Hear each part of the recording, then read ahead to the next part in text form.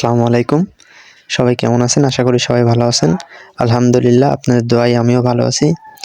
তো আজকে আপনাদের দেখাচ্ছি যে কীভাবে দেখেন বরই বাগানে কীভাবে স্প্রে করা হচ্ছে।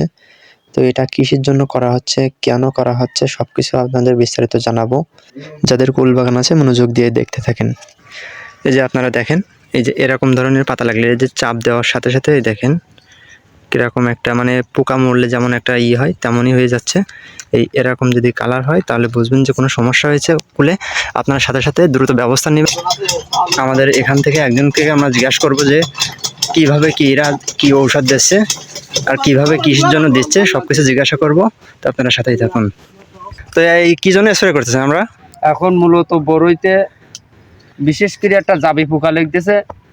এই জাবি পোকার কারণে অনেক ফল নষ্ট হচ্ছে এবং তার ফলের রস চুষে খাচ্ছে। যে কারণে এখন আমরা একটা স্প্রে দিচ্ছি। এই পোকগুলা কোথায় লেগেছে দেখি?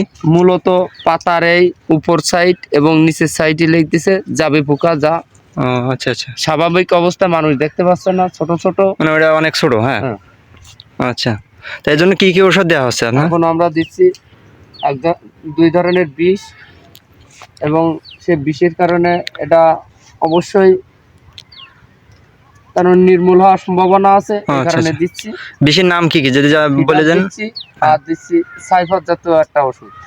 এগুলা যদি মানে প্রত্যেকটা কুল ব্যবসায়ী আছে যারা কুল বাগান মানে যে কুলের বাগানের মালিকগুলো আছে ওরা যদি এই বিষগুলো দেয় তাহলে এখন আপাতত মানে সব কিছু দমন হয়ে যাবে আশা করা যায়। আচ্ছা আচ্ছা, তাহলে সবাইকে জানানো হচ্ছে যে আপনারা যদি কুলে দেখেন যে এরকম কোনো সাপ আসতেছে বা কিছু হচ্ছে তাহলে আপনারা এরকম বীজগুলা দিতে পারেন। বীজগুলোর নাম আবার আপনি একটু বলে দেন তাহলে সুবিধা হবে। সাইপারমেথিন এবং ফিডার জাতীয়। সাইপারমেথিন ফিডার জাতীয়। আচ্ছা, এগুলা দিলে ক্লিয়ার হয়ে যাবে। তো আজকের ভিডিওটা এই পর্যন্ত। সবাই ভালো থাকবেন। আর যাদের কোনো সমস্যা হবে যদি জানতে চান তাহলে আমাদের কমেন্ট বক্সে জানিয়ে দেবেন, আপনাদের জানিয়ে দেবো সব কিছু। তো সবাই ভালো থাকেন। আসসালামু আলাইকুম।